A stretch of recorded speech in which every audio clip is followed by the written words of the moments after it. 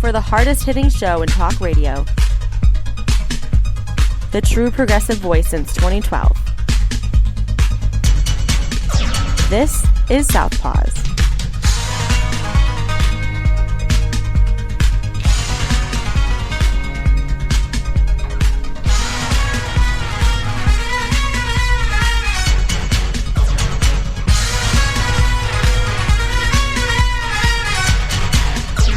And welcome to Southpaws on the Pacifica Radio Network. We are the leaders of the revolution. I'm Darren Gibson, your host today.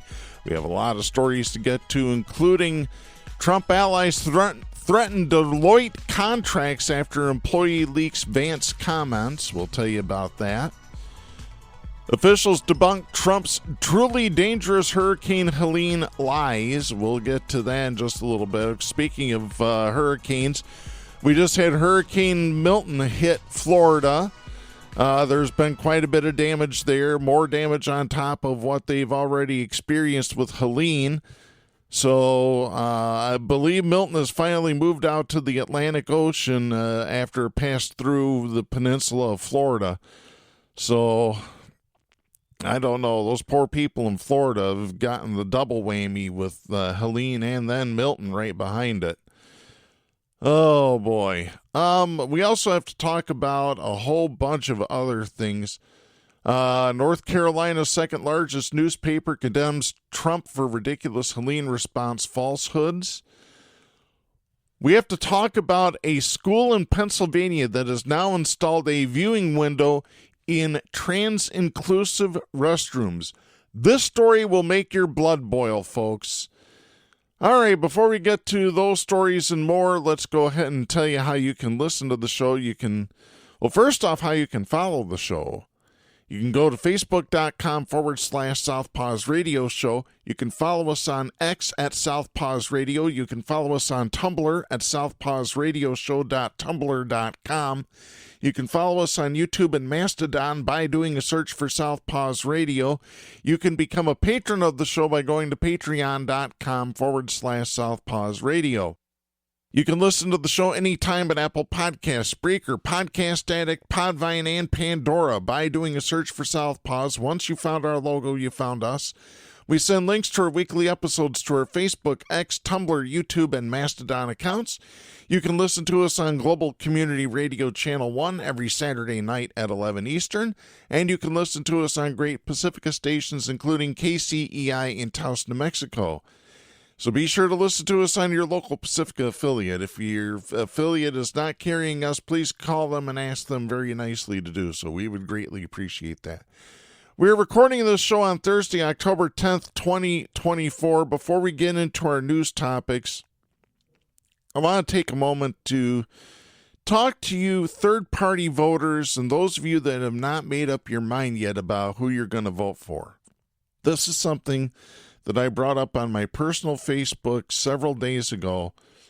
I've received mostly positive comments about it. I have received a little bit of pushback, and I'll just read it to you.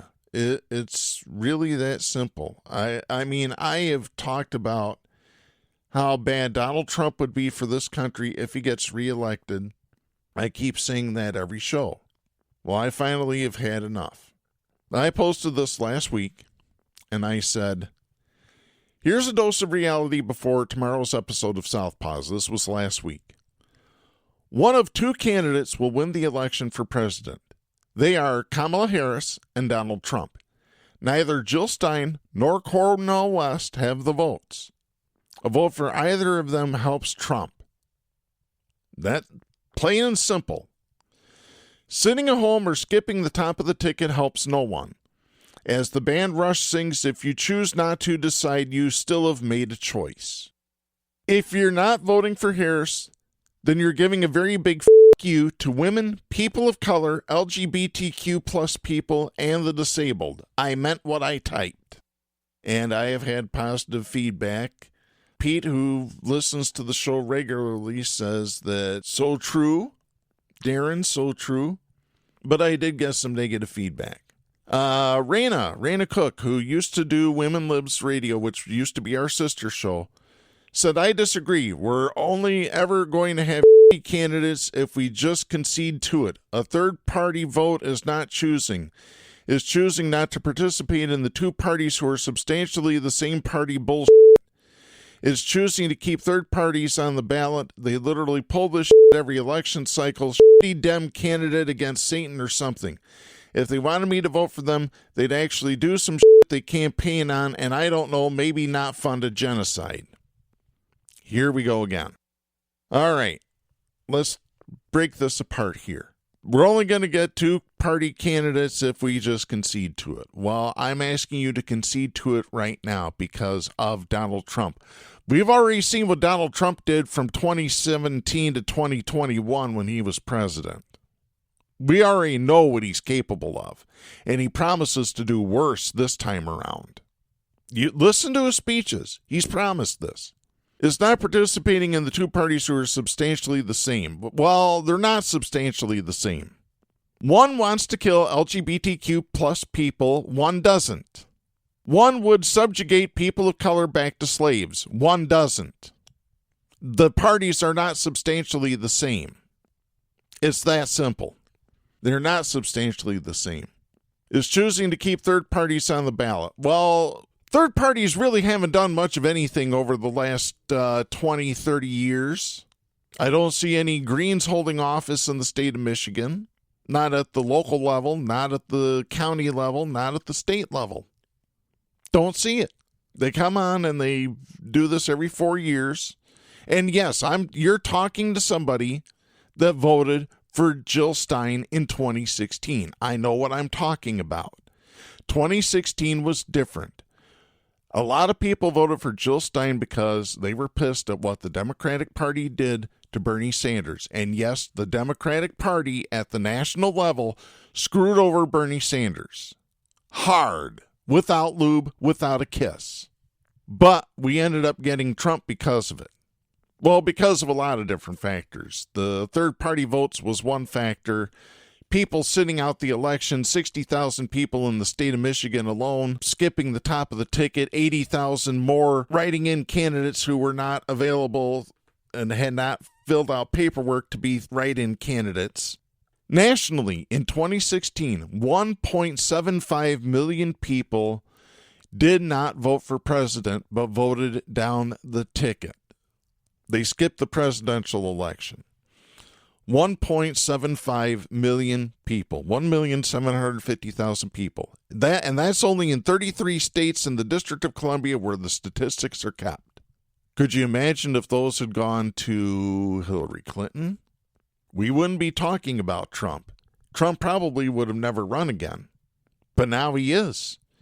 And it's because Trump wants to be a dictator. You know, he sent COVID tests to Putin when we were needing them more here in the country of the United States back in 2020. We needed the tests here. Trump sent him COVID tests. The Kremlin has confirmed this. You know, this is something else, folks. This is something else. Donald Trump having conversations after he gets out of office with Vladimir Putin, at least 7 conversations. In violation of the Logan Act, by the way. Another thing that Trump could be prosecuted for if somebody had some balls on him. Well, the thing is, if they wanted me to get back to Rena, if they wanted me to vote for them, talking about the Democrats, they'd actually do something that they campaign on. Well, they're finally starting to listen to the more progressive wing of the party. They're finally starting to listen. Kamala Harris just recently has said it on The View, that she wants to expand Medicare to cover home health care for seniors. That would be a big deal. Right now, Medicare doesn't cover that. Doesn't at all. That would be a huge deal. So I'm willing to give her a chance. I know Donald Trump will never do that. Donald Trump wants to cut Medicare, Medicaid. And as somebody who's on Medicaid, I'd be scared to death for what I might do because I wouldn't have insurance coverage. You need to think about other people. You need to stop thinking about yourself. Stop being selfish. That's what I'm calling you people that are third party, selfish. That's just exactly what you are, selfish. You're not helping out the rest of the people that you claim to love. Oh, I have friends that are black. I have friends that are LGBTQ. Yeah, you're screwing them over by voting third party. You're basically, like I said, you're saying a big you to them. Oh, I love you, but I'm going to cast my vote in a way that's going to hurt the hell out of you. You need to think about that, folks. You really deeply need to think about that. And as far as I'm concerned, any of my friends vote third party or vote for Trump, you're giving me a big you. And I don't know if I like that. Matter of fact, I don't. Makes me contemplate ending some friendships. It really does. Oh, Darren, don't end friendships over politics. I'm not ending them over politics. I'm ending them over morals. They don't have the same morals that I do. And this funding of genocide bullshit, I am so sick of hearing this. We have treaties in place and we have agreements in place that we've had for decades and decades that we provide support to Israel. That's the story of life. You want us to just pull out of treaties left and right? Donald Trump pulled us out of the Paris Climate Accord. Is that really what you want to do, folks? You put Donald Trump in, he'll get rid of it all. He'll get rid of it all. And if you think that the genocide of Palestinian people is bad right now, it's going to get worse under Trump. Because Donald Trump will send him everything that we've got and eradicate Palestinians. Because Donald Trump hates Muslim people. Period. End of story. Donald Trump hates Muslim people. He does. He might as well have said it. He said it through his actions. You know, a Muslim ban on travelers in this country. Oh, I'm going to deport anybody who protests in favor of Palestinians, including Americans. Yeah. I tell you what, this is an important election, and you need to think about this as the most important election of your lives, because it is. Anything that helps Donald Trump is going to be bad for this country. I know I'm casting my vote for Kamala Harris and Tim Walz. Most of my progressive friends are. And those of you that aren't, you should probably rethink everything. Rethink your problems that you have with the Democratic Party, problems you have with genocide. Because I tell you what, if we don't have the right to protest in this country, and Donald Trump's already said he wants to do away with First Amendment, just read Project 2025, because Donald Trump that's going to be his playbook all the way through. He will read every single page and he will execute every single page in that document. If he gets through doing that and we don't have the right to protest, we're not going to do any good to any Palestinians. None. You know, we have to be able to do something here in order to help people elsewhere in the world. I'm sorry, those of you that are voting third party, that's not the answer. It's not the answer, not this time around. Wait till the next election. If Trump decides not to run again, or if he dies or whatever. God, I hope he has a heart attack. I just don't know, folks. I really don't know with a lot of you. Like I said, if you're voting third party, you better think about your LGBTQ plus friends. You better think about your friends that are people of color. You better think about women. It drives me nuts. The fellow women are either going to vote third party or vote for Trump. You know, he's going to take away your rights. He's going to take away all of your rights. When he does, I'll say 4 magic words to you, and they are, I told you so. I told you so about Bernie Sanders winning Michigan in 2016 in the primary, and I've said I've told you so many times on this show that I've lost track. Don't make me say I told you so about this election. You really don't want me to. All right, I'm getting down off my soapbox right now. Let's go ahead and get to our first story here. This is Robert Tate writing for The Guardian. This is dated October 7th. Donald Trump supporters have threatened the consultancy firm Deloitte with the loss of lucrative government contracts if he returns to the White House after the election in November, because one of its employees leaked critical comments about his presidential performance made by his running mate, JD Vance. The Republican nominee's eldest son, Donald Trump Jr., led the warnings of retribution after the Washington Post published correspondence that showed Vance expressing negative views about the Trump administration long after he claimed he had been a supporter or become a supporter. The correspondence also showed Vance forecasting accurately that Trump would lose the 2020 election to Joe Biden.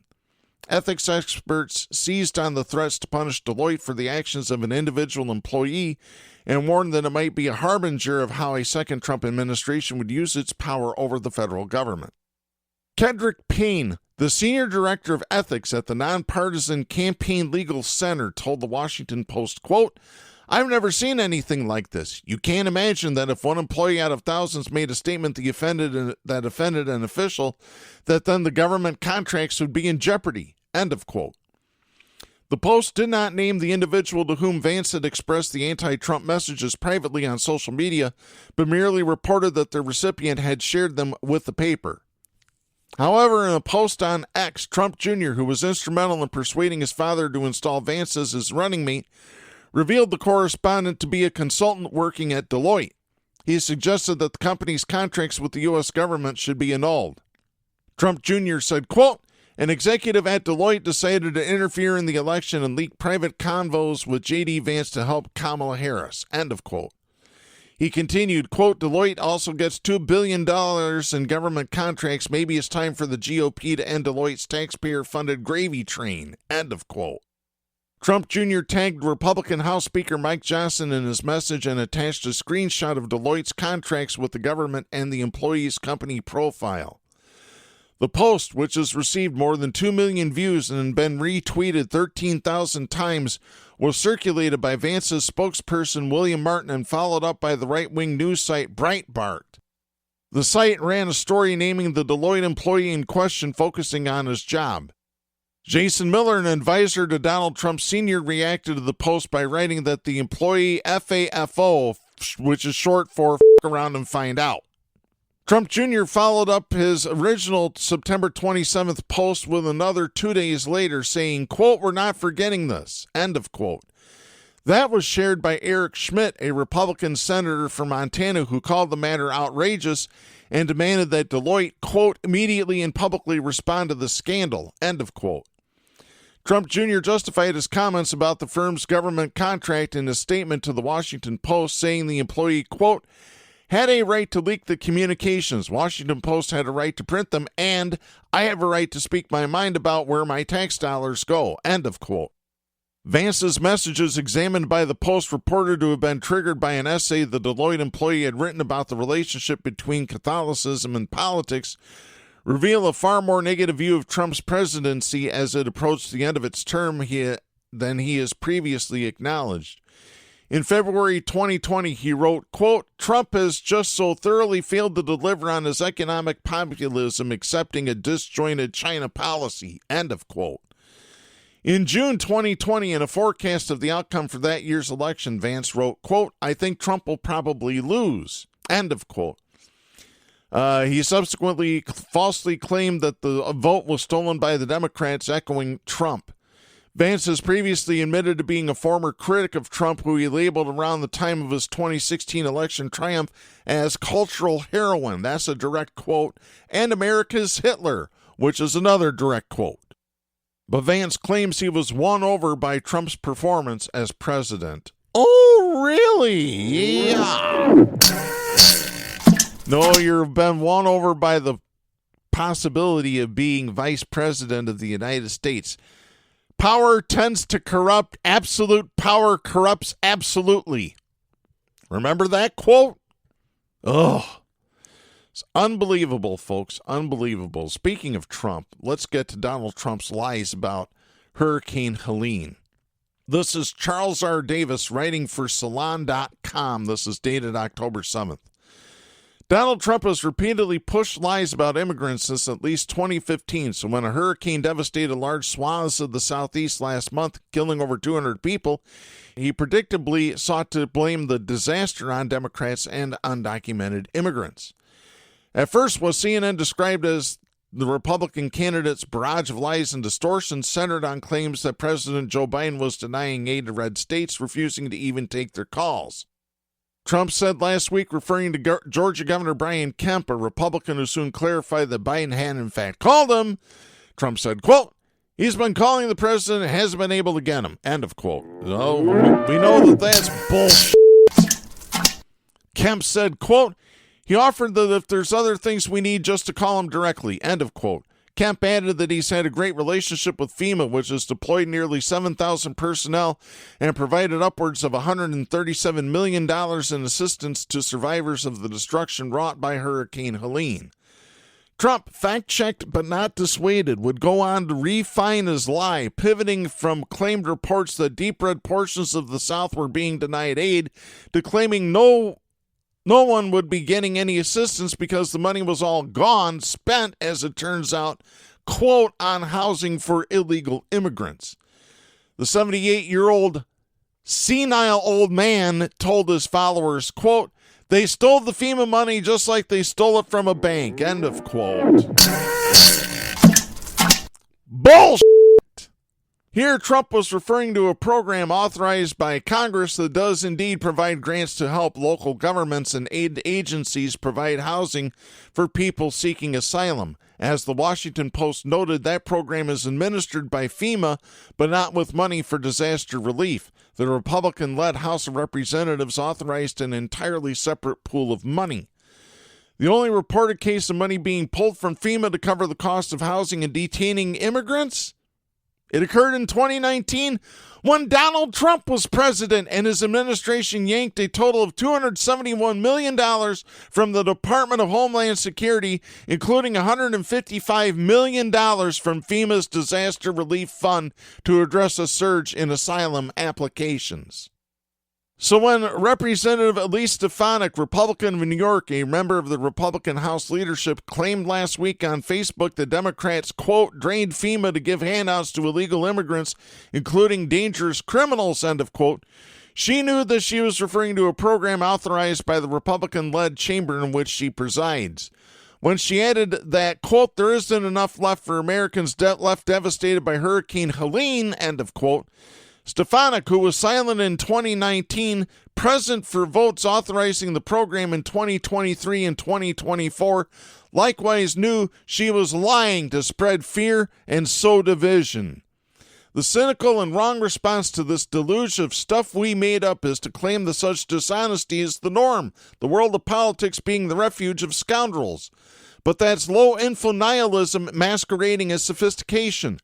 Trump's GOP has embraced lying shamelessly to the point that the conscious lie is now a point of pride. When Senator JD Vance, Republican of Ohio, admitted that he was telling made-up slanders of Haitian immigrants, he did so without apology, boasting that he is willing to create stories to get at a purportedly deeper truth. Immigrants are bad. As with the Republican Party's dump truck of falsehoods about election fraud, the fact that people believe shameless lies from cynical liars is then cited as reason to keep the discussion going. People believe things that simply are not true, and now we as public officials must validate their concerns. Fact checks are just another manifestation of liberals being triggered, while a willingness to spread conspiracy theories that one doesn't even believe shows commitment to the MAGA cause and the underlying truth that the cause is good and just. Out in the real world, though, off Facebook, away from Fox propaganda channel and far removed from X, these lies have real consequences.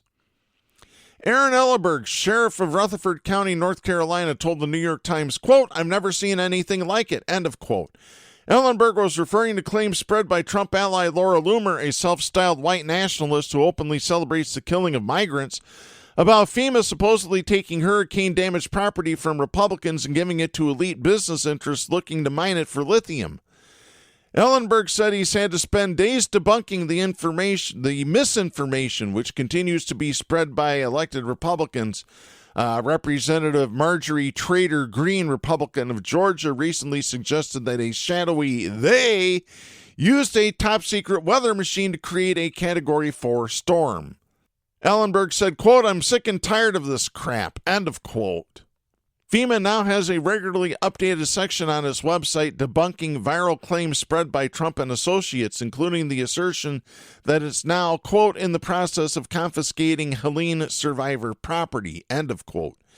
Speaking Sunday on ABC's This Week, FEMA Administrator Deanne Criswell described the Trump-Vance disinformation campaign as frankly ridiculous, but also truly dangerous. Thousands of federal employees working to provide aid to hurricane survivors are being smeared as part of an elite plot to displace red-blooded Americans with foreigners and lithium mines.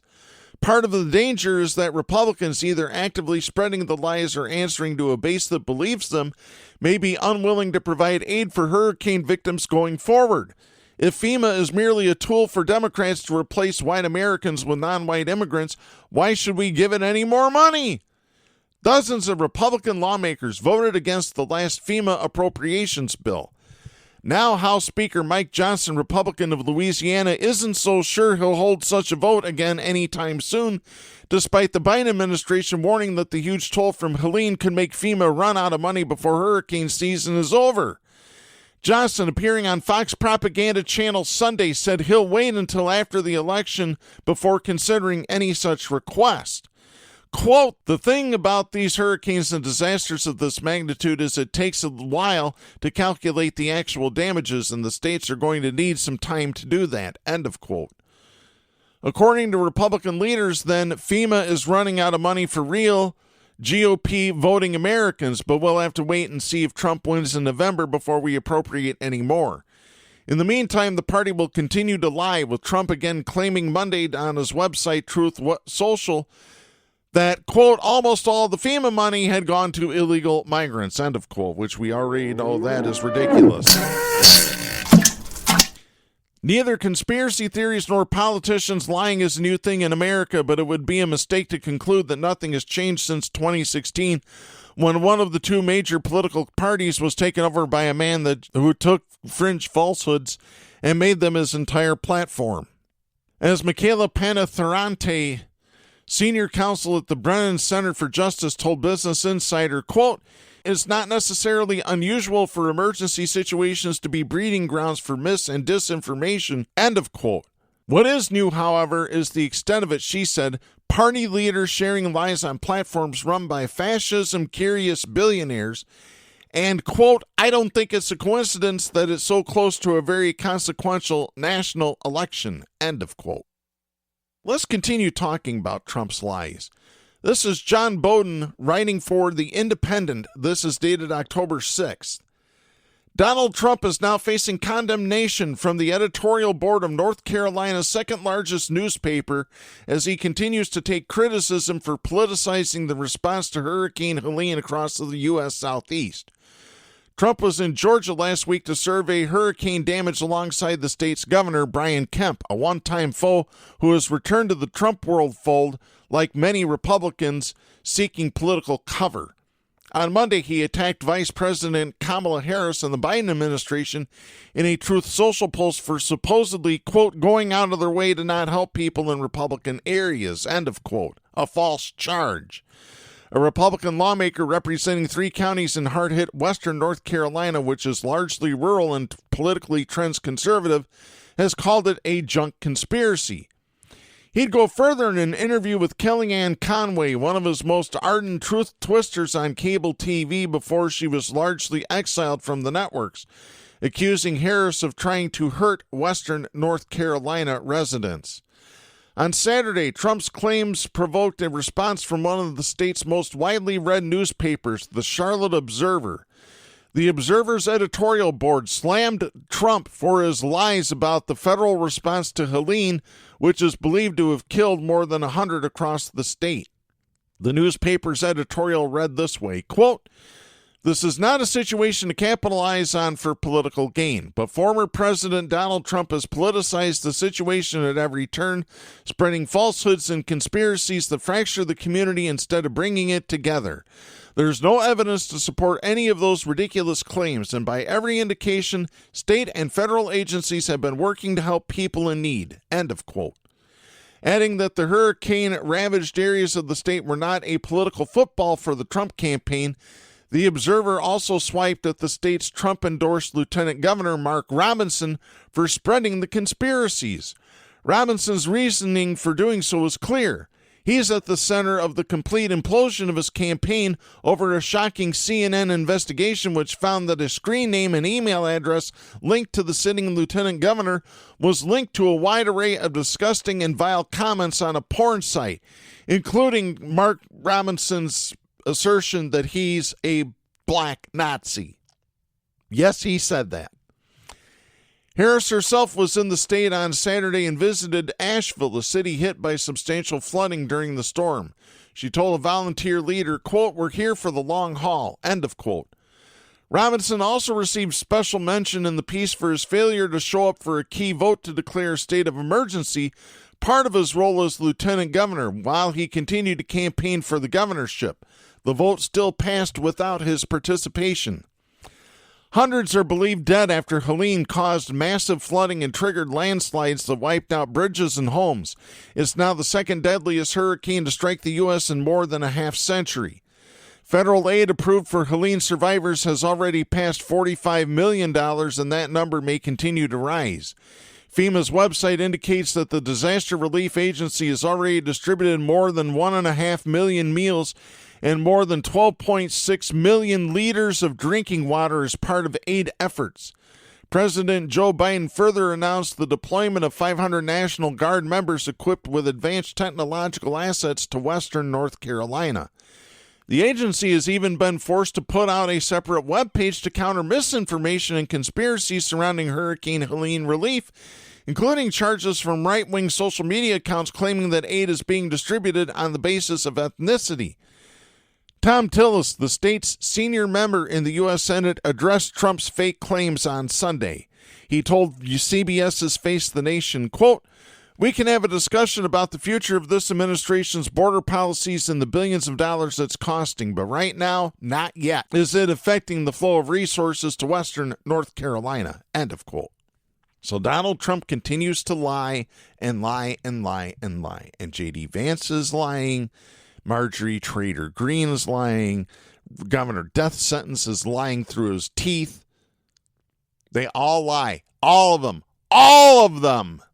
Right now, I want to get to this really disgusting story out of Pennsylvania. This is Mira Lazine writing for LGBTQNation.com. This is dated October 3rd. Pennsylvania's Southwestern School District just baffled parents and students alike after they installed windows that allow passers-by to look into restrooms specifically designated for transgender youth. In 2023, the school board tried to appease both trans students and anti-trans activists with its bathroom policy. The board's solution was to establish 5 different bathrooms, 2 for students based on assigned gender at birth, 2 based on gender identity, and 1 gender-neutral restroom. This year, a new set of far-right candidates were voted onto the school board. In August, these officials opted to place windows in the bathrooms based on gender identity, saying that they would add privacy in the toilet facility and increase oversight of the wash area. The windows cost over $8,700 to purchase and install. Board President Matthew Gallazella at an August 14th board meeting said, quote, "We are adding privacy in the toilet facility," end of quote. Students said the new windows enable passers-by to hear bowel movements and other restroom activities. These changes were brought about in part by the Harrisburg-based Independence Law Center, a right-wing Christian organization that also helped instate the district's anti-trans sports and pronouns policies. Students and parents alike expressed shock at these changes. Students who use the gender identity bathrooms no longer use them due to these windows. Jennifer Holohan, who had her child take images of the windows that she then posted to social media, which went viral online, said, quote, "I found it really strange," end of quote. Additional changes are reportedly also being made, including removing the front wall of the restrooms and installing taller stalls. Board member Matthew Smith told the York Dispatch that the new board adopted these changes to avoid getting sued. What? Describing how her son uses the gender identity bathrooms because they're closest to his classes, Holohan said, quote, "I feel like the whole thing is just a deterrent to keep kids who might want to use those restrooms from using them," end of quote. She said her child's school officials were reasonable when talking to her, but said that their hands are tied by the school board's policies. Houlihan said, quote, "The one thing I do know is that bullying kids or deterring a child from being comfortable with who they are, I do know that's wrong. These are actions of a school board that have their own agenda, politically fueled, and using our children as pawns. That's not caring for them." End of quote. The York Dispatch editorial board slammed the school district, writing this, quote, "This is happening at a time when this and other York County school boards are pushing policies that would restrict what books students read, what sports teams they compete on, and even which pronouns they use." End of quote. The editorial board continued, quote, "All of this is part of an attempt to erase LGBTQ plus people. Cutting a window into these bathrooms is an intimidation tactic designed to make sure students who use the so-called gender identity facilities, and let's be honest, any student who doesn't fit neatly into the worldview of the school board's far-right majority, know they're being watched, controlled, and judged. In their quest to punish LGBTQ plus students, however, the misguided adults on this Southwestern school board are doing things they accuse others of doing. This is an invasion of privacy and a waste of taxpayer dollars. It needs to stop." End of quote. So there's that, folks. This is unbelievable. This is what happens when you elect full-on Christian right-wing douchebags. This is what you get. I've told you this for the last 12 years. I hope somebody's finally listening to this. Really. It's unbelievable. All right, let's get to some good news here. This is Meade Groover writing for the Associated Press. This is dated October 4th. A judge ripped into a Colorado County clerk for her crimes and lies before sentencing her Thursday to 9 years behind bars for a data breach scheme spawned from the rampant false claims about voting machine fraud in the 2020 presidential race. District Judge Matthew Barrett told former Mesa County Clerk Tina Peters after earlier sparring with her for continuing to press discredited claims about rigged voting machines that she never took her job seriously. In handing down the sentence, Barrett said, quote, "I am convinced you would do it all over again if you could. You are as defiant as any defendant this court has ever seen. You are no hero. You abused your position, and you're a charlatan." End of quote. There you go, folks. Right on the money. Jurors found Peters guilty in August for allowing a man to misuse a security card to access the Mesa County election system and for being deceptive about that person's identity. The man was affiliated with MyPillow chief executive Mike Lindell, a prominent promoter of false claims that voting machines were manipulated to steal the election from Donald Trump. Again, they refer to Trump as former president. We don't do that on the show. The discredited claims trace back to Trump himself, whose supporters attacked the U.S. Capitol because of them and who still hints at them in his third run for president. At trial, prosecutors said Peters, a Republican, was seeking fame and became fixated on voting problems after becoming involved with those who had questioned the accuracy of the presidential election results. A one-time hero to election deniers, Peters has been unapologetic about what happened. Before being sentenced, Peters insisted that everything she did to try to unroot what she believed was fraud was for the greater good. She told the court, quote, "I've never done anything with malice to break the law. I've only wanted to serve the people of Mesa County." End of quote. When Peters pressed on with claims no legal authority has corroborated about wireless devices and fraud software and voting machines, however, she drew the judge's exasperation. Ballot recounts showed no discrepancies, he pointed out. Judge Barrett said, quote, "I've let you go on enough about this. The votes are the votes." End of quote. Later, the judge noted that Peters has kept up public appearances and broadcasts to sympathetic audiences for her own benefit. Barrett said, quote, "It's just more lies. No objective person believes them. No, at the end of the day, you cared about the jets, the podcasts, and people fawning over you." End of quote. Peters had the right to be defiant, he noted, but it was, quote, "certainly not helpful for her lot today." End of quote. The breach led by Peters heightened concerns that rogue election workers sympathetic to partisan lies could use their access and knowledge to attack voting processes from within. Let's see. It's impossible to overestimate the damage Peters has done to other election workers in Colorado and elsewhere. That's according to what Colorado County Clerks Association Director Matt Crane told the court. Crane said, quote, "In a real and specific way, her actions have led directly to death threats and general threats to the lives and the families of the people who work in our elections. She has willingly aided individuals in our country who believe that violence is a way to make a point. She has knowingly fueled a fire within others who choose threats as a means to get their way." End of quote. Crane said that he, his wife, and his children have been among those threatened.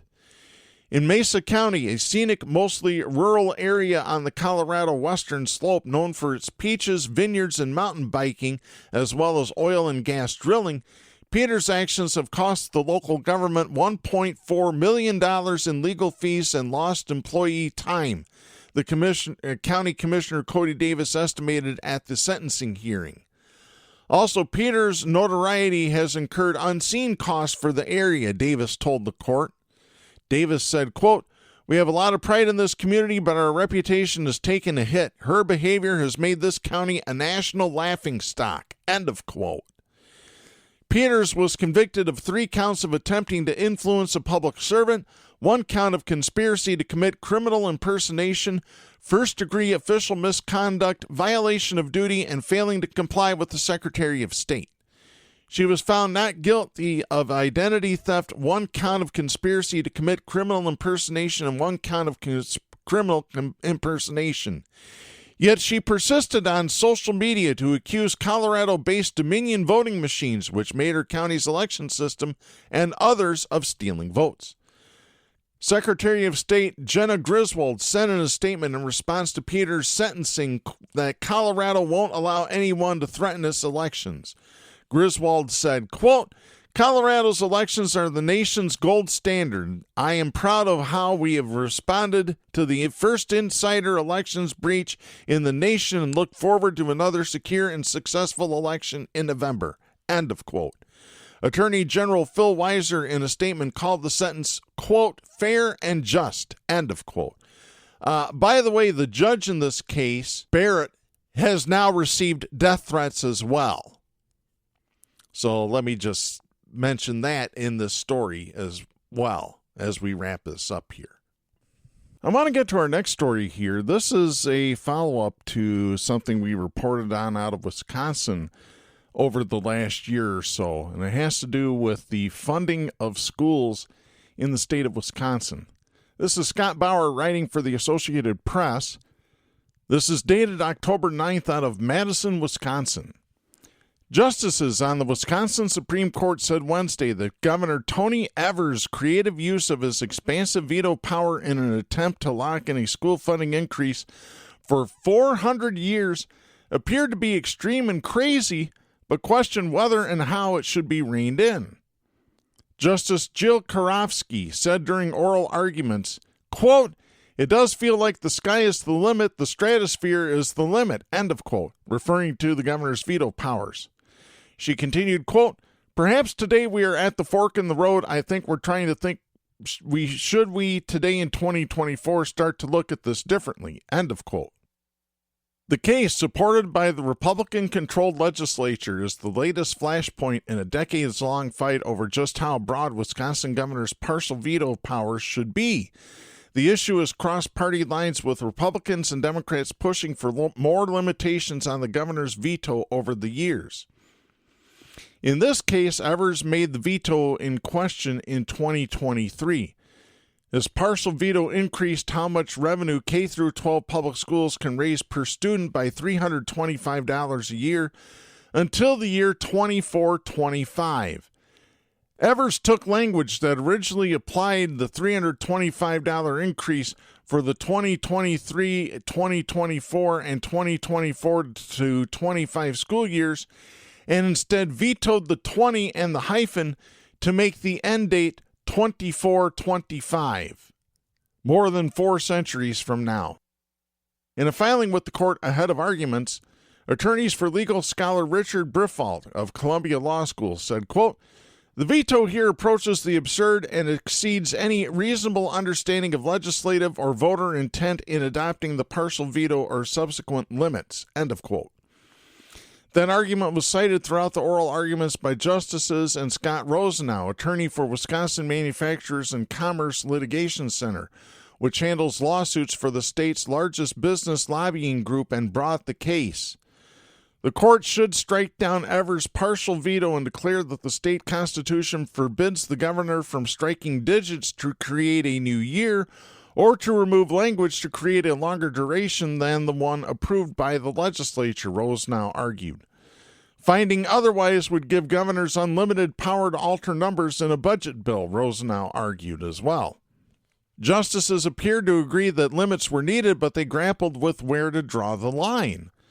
When legal scholars and others look at what Wisconsin courts have allowed relative to partial vetoes, Justice Brian Hagedorn said, quote, "They think it's crazy because it is crazy.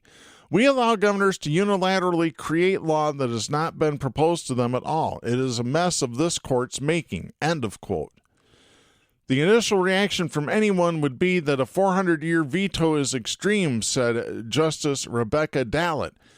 But the question is whether it's within the governor's authority to use the partial veto to extend the duration of dates. Justice Rebecca Bradley said, quote, "The governor is becoming the most powerful person in the state, arguably, to just make the law whatever he declares," end of quote. Evers, his attorney Colin Roth, argued Wednesday he was simply using a long-standing partial veto process that is allowed under the law. The court, controlled by 4-3 by liberals, will issue a written ruling in the coming months.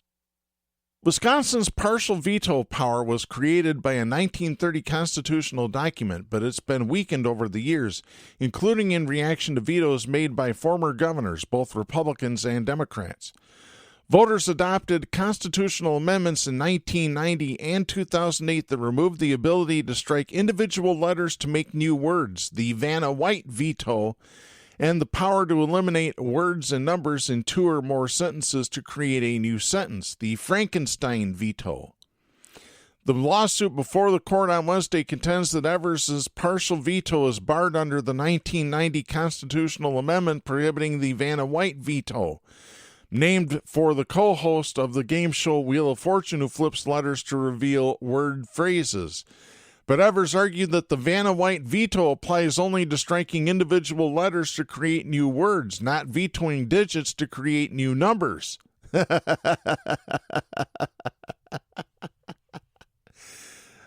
Reshaping state budgets through the partial veto is a long-standing act of gamesmanship in Wisconsin between the governor and legislature, as lawmakers try to craft bills in a way that is largely immune from creative vetoes.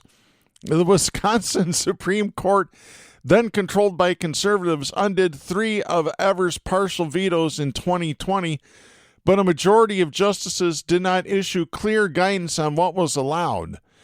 2 justices did say the partial vetoes can't be used to create new policies. So there you go there. Hey, I'm sorry. I love it. Governor Evers got around the Republicans cutting funding for public schools. Because that's what all Republicans do, is they cut funding for public schools. They hate public schools. They want private schools. It was really this. Look at Betsy DeVos. All you got to do is look at her.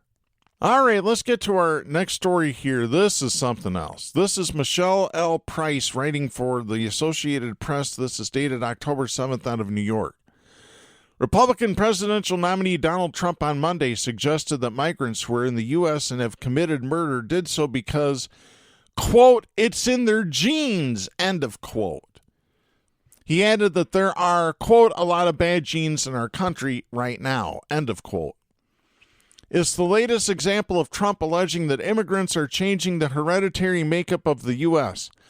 Last year, he evoked language once used by Adolf Hitler to argue that immigrants entering the U.S. illegally are, quote, "poisoning the blood of our country," end of quote. Trump made the comments Monday in a radio interview with conservative host Hugh Hewitt. He was criticizing his Democratic opponent for the 2024 presidential race, Vice President Kamala Harris, when he pivoted to immigration, citing statistics that the Department of Homeland Security says include cases from his administration. Trump said, quote, "How about allowing people to come through an open border, 13,000 of which were murderers? Many of them murdered far more than one person, and they're now happily living in the United States. You know, now murderer. I believe this. It's in their genes, and we've got a lot of bad genes in our country right now. Then you had 425,000 people come into our country that shouldn't be here that are criminals." End of quote. Trump's campaign said his comments regarding genes were about murderers.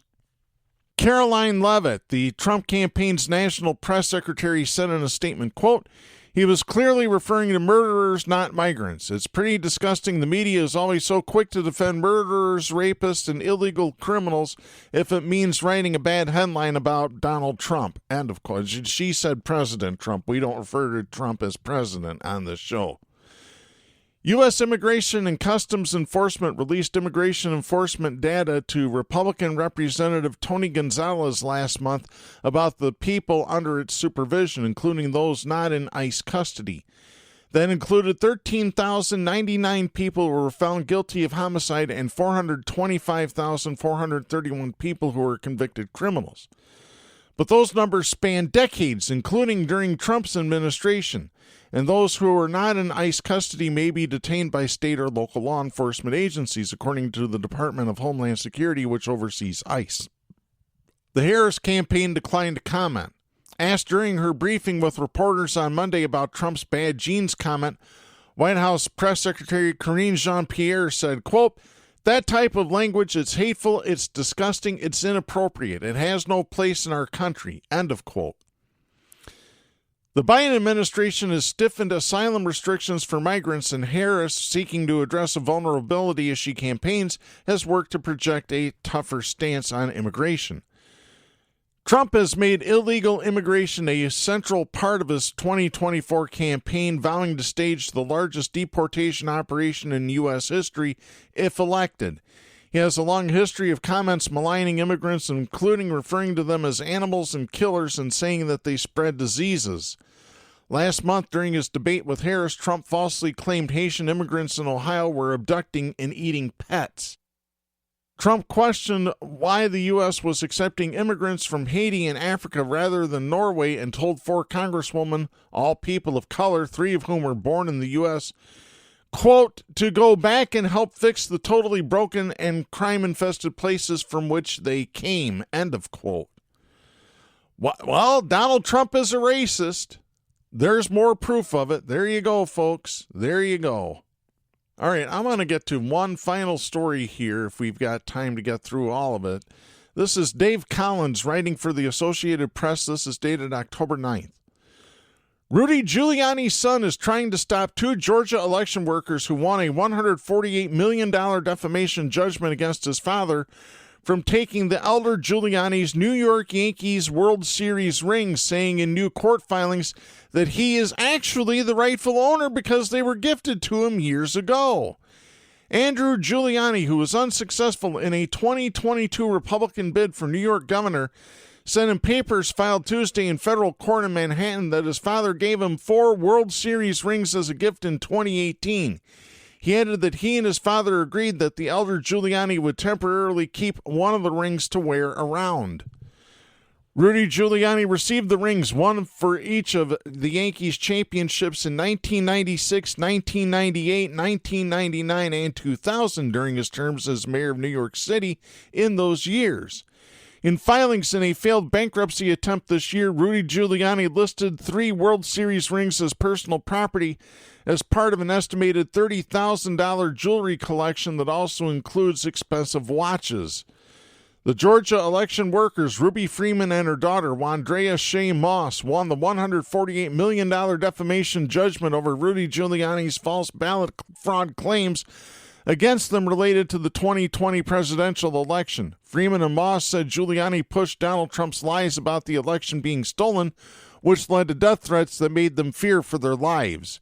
In an effort to collect on the judgment, Freeman and Moss are now asking a federal judge in New York to award them Rudy Giuliani's Manhattan apartment, World Series rings, and other property. Andrew Giuliani's new court filings asked that he be allowed to intervene in that case to make his claim on the rings, and a judge approved the request Wednesday. Rudy Giuliani, meanwhile, is appealing the $148 million award in a federal appeals court, citing free speech rights and arguing that Freeman and Moss didn't prove that he made the ballot fraud claims with actual malice, a requirement to win defamation cases. He is asking the New York judge to delay awarding his property to Freeman and Moss until after the appeal is decided. Lawyers for Rudy Giuliani and Freeman and Moss declined to comment Wednesday on Andrew Giuliani's claims on the World Series rings. A lawyer for Andrew Giuliani did not immediately return a message seeking comment. In his filings, Andrew Giuliani said his father gave him the rings in May 2018 after a 74th birthday celebration for the elder Giuliani in New York. The filing said, quote, "He said to me in substance and in part, I told you when I got these that they would be yours someday, and I want to give them to you now. As a child and young adult, I had spent many nights with my father watching Yankees games and bonding over our love for the team, and I was excited about receiving the rings." End of quote. Andrew Giuliani also submitted to the court a photo of him and his wife holding cases containing 2 of the rings while posing with his father on the night he said he received them as gifts. He said the rings shouldn't be given to Freeman and Moss because they are his property. Rudy Giuliani's assets, which also include a Palm Beach, Florida condo, autographed Reggie Jackson and Yankee Stadium pictures, and a signed Joe DiMaggio shirt, are estimated to be worth somewhere north of $10 million if sold to pay Freeman and Moss. Lawyers for Freeman and Moss alleged in court filings seeking possession of the property that Rudy Giuliani has tried to thwart their attempts to collect on the judgment, including through legal actions, including the bankruptcy case that was dismissed by a judge. They said, quote, "Mr. Giuliani has spent years evading accountability for his actions. Now that Mr. Giuliani's bankruptcy case has been dismissed, plaintiffs are finally in a position to receive a measure of compensation by enforcing their judgment." End of quote. A federal judge in Manhattan has scheduled an October 17th hearing on the motion by Freeman and Moss seeking possession of Rudy Giuliani's assets. I wish they'd possess his ass, too, because he owes them. He owes them big time. That's going to be it for this week. We'll be back next week. I'm Darren Gibson, speaking for Southpaws. Please support independent media, the First Amendment, and a woman's right to choose. The stations that carry Southpaws do not necessarily share the opinions expressed on the show. Southpaws is protected by the First Amendment to the U.S. Constitution and is copyrighted by Big D Entertainment. All rights reserved.